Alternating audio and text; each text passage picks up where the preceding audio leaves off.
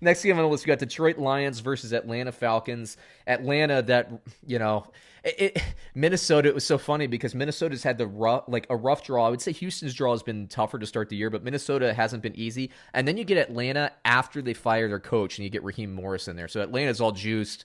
Played their best game of the season. Detroit off a bye week handled Jacksonville.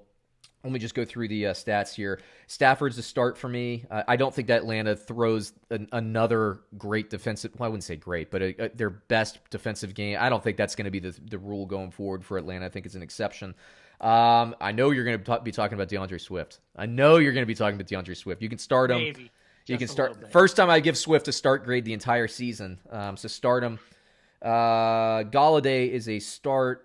Jones, I'd like to see more, man. He's disappointed me. I was high on him to start the year. It's time now. You've had Galladay back 2 games. You have the insulation. It looks like TJ Hawkinson's the more consistent guy. So I'm going to say start Hawkinson. Do not start Marvin Jones. Atlanta, on the other hand, I think, is this a sign? Are they finally passing the ball? This is what you're built for, that ground, eat up the clock game. That is not Atlanta's game. It's embarrassing what they tried to do to start the season. Assuming they route the pass game through Matt Ryan, this could be the start of a run for Atlanta. I wouldn't say like a playoff run or anything, but they could play 500 ball the rest of the year if they throw the freaking ball, because that's what they're built to do. Anyway, start Matt Ryan. Gurley, I have a start projection on him, but I wouldn't feel comfortable starting him this week after what I saw last week. Start your receivers. Gage, Ridley, who is the best of them projected-wise, and Julio, start your receivers. And Hayden Hurst gets into the end zone, had as many catches as Gage did. That was one of my things I wanted to watch this week. What was going to happen with Hayden Hurst with Dan Quinn being out? Well, Hurst got into the end zone, so is that a sign of things to come? Does maybe Dirk Cutter, does he have more freedom offensively? Are they doing different things strategically? I don't know. Let's see another game. Let's get confirmation next week to see what happens. I still would like to see more targets for Hayden Hurst before I feel comfortable saying start. So take it away, David. I only got one guy I want to talk about, and you already said his name. DeAndre Swift, guys. I've been waiting Finally, for this. right? We, on the podcast last week, we were tearing out Matt Patricia. We were going in on him. We've probably cursed out his family a few times. Yeah, right. We were giving it to Matt Patricia. Yeah, we were. For good reason. For good reason. He was deserving, all right? Matt Patricia, you deserved every bad word you had said about you, all right? I'm sorry, but you did. Yep. DeAndre Swift is legit, guys. He has double-digit fantasy points in 4 out of 5 weeks as a rookie. His first 4 out of 5 weeks in a COVID-reduced season where we didn't have a full offseason. Like, he is getting... In a backfield that's spreading the ball to 2 other backs. The only game he didn't hit double-digit fantasy points was the one game he got 0 rushing attempts. Oh, go figure. You don't get him the ball, he's not going to produce. How can they not get him the ball now? It's madness. It's kind of like the Chase Claypool thing. The cat has got to be out of the bag. You cannot put DeAndre Swift back in the bag, Matt Patricia. If you do, we are coming for your head. I'll tell you that much, Matt Patricia. We are coming for you if you put DeAndre Swift back in the bag. He had 14 carries, 116 rushing yards, 2 rushing touchdowns. The receptions, again, 3 receptions. 4 out of 5 games, he's got at least 3 receptions. He's got at least 4 targets in 4 out of 5 games, and he's getting the high-value touches. Mm-hmm. He's getting red zone work. He's got 3 touchdowns, and they all came in rushing touchdowns.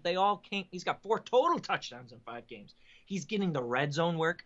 He's getting the receptions, which is extremely important in full PPR leagues. Talk about target being about 3 times as valuable as a carry.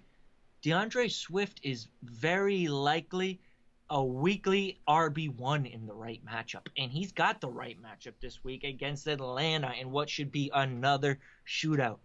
Make sure DeAndre Swift is in your lineups. Go pay up for him in DFS. His price tag's still probably not going to rise as high as it should be. Mm-hmm. I'm all in on DeAndre Swift. I hope you guys were drafting him, stashing him. I hope you didn't trade him away after the first 4 weeks where he didn't go completely bananas. Look, Swift, it's no coincidence that his touches and his volume went up after the bye week. That's super important for quarterbacks.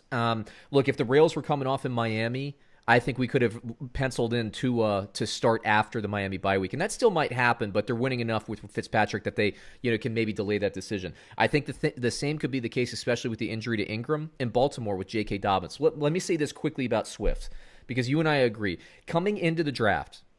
Because for the Fantasy Football Almanac, a big thing is rookie running backs, right? You got to scout and all that stuff. And I look for very specific things on film. I'm not calling myself like an NFL GM or any of these guys, like a PFF film grader or anything like this. But I look for very specific things on film. Swift was my best 3-down running back coming into the draft. And when Kansas City took Edwards-Helaire, I thought it was a mistake. I know what Edwards-Helaire did in LSU and his hands and all that stuff. And what do we see now? We see the freaking Kansas City Chiefs sign Le'Veon Bell, right? They don't like what they're seeing in short yardage situations. It's been reported. Let's just get the elephant in the room and talk about it, and maybe we will in the Kansas City Chiefs segment. Or do they play? Are they on a bye week?